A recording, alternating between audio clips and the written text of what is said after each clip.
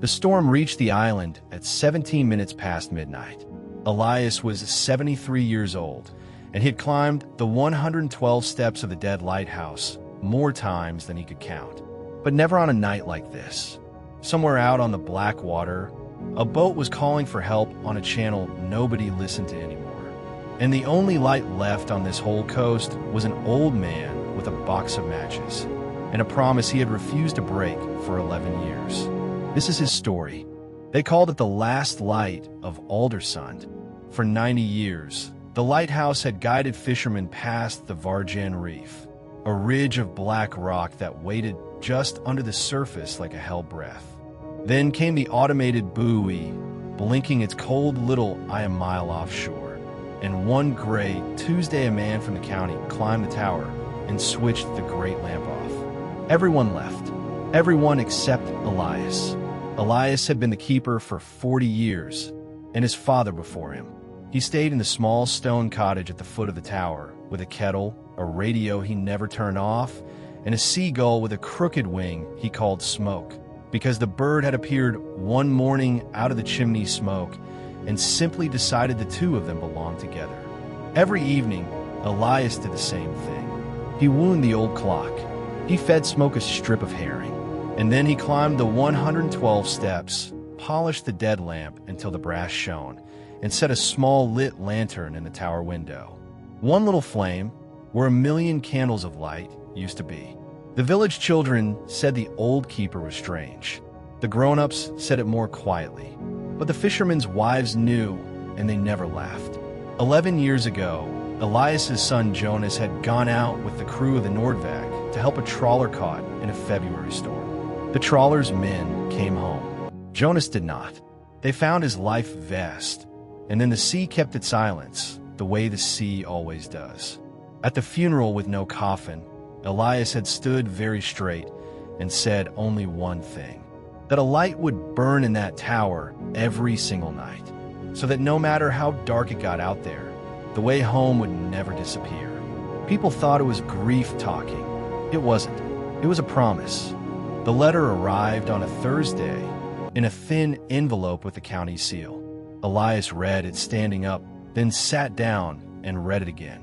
Demolition. The tower was a safety risk. The land was being cleared.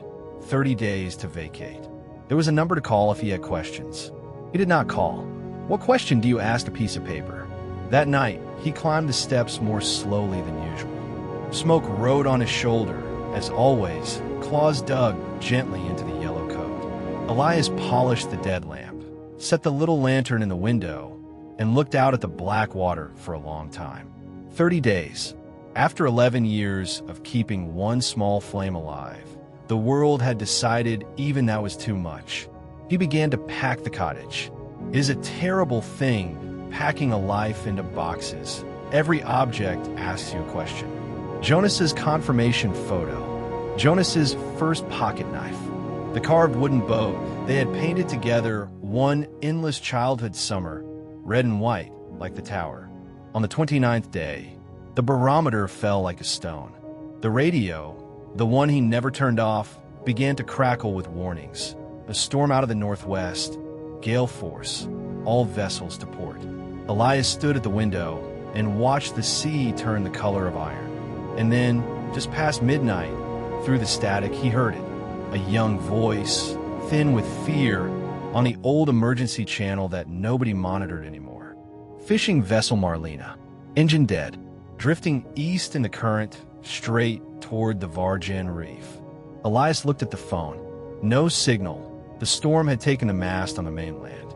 He looked at the buoy's small, cold blink, a mile out, useless against rock. And he understood that the sea was asking him the very same question it had asked 11 years ago. Only this time, he was here to answer it. The power to the tower had been cut years ago, but the old lamp was older than the power lines, built for oil, converted, never quite surrendered. Elias hauled the emergency oil can from the cellar, strapped it to his back, and started up the 112 steps with a storm shaking the stone under his boots. Twice the wind through the broken gallery door knocked him against the rail. Twice he got up. Smoke climbed with him, hopping step to step, wings out for balance, absolutely refusing to be left behind. At the top, his hands remembered what his mind had half forgotten. Drain the line, fill the reservoir, trim the wick. His fingers were shaking from cold, he told himself. The first match died, the second died, the third caught, and a small blue flame crawled along the wick, steadied, turned gold. Elias closed the lens housing, took hold of the crank, and began to turn the great lamp by hand. And the last light of Aldersund opened its eye. The beam swung out over the water, white and wide, and found the Marlena, tilted, helpless, 200 meters from the reef. On her deck, a young man stared up at a lighthouse that every chart said was dead and steered his drifting boat along the light, hand over hand on a rope-lashed rudder, past the black rock into the deep channel, until the Coast Guard cutter found them both at dawn. The young fisherman knocked on the cottage door that afternoon. He stood there dripping, 20-something, with the kind of eyes that have just seen the rest of their life almost not happen. "My name is Aaron," he said. "You don't know me, but my father sailed on the trawler your son went out for 11 years ago. Your Jonas gave my father his place in the raft. I exist because of him, and last night his light brought me home." Elias did not say anything for a while. Then he stepped aside and put the kettle on, because that is what you do. The demolition never came. The story traveled, the way true things do, and a maritime trust took the tower, and the county's letter was replaced by a small brass plaque by the door, the Jonas light, kept by his father. The lamp is electric now. It burns every night all night. But if you ever sail past Aldersund in the evening, look at the little window below the great lens.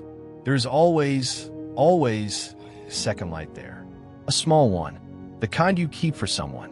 Some lights are not kept for the ships we can see. They're kept for the ones we hope are still out there, finding their way back. If this story stayed with you, subscribe. A new story finds its way home here every day. And tell me in the comments, who would you keep a light burning for?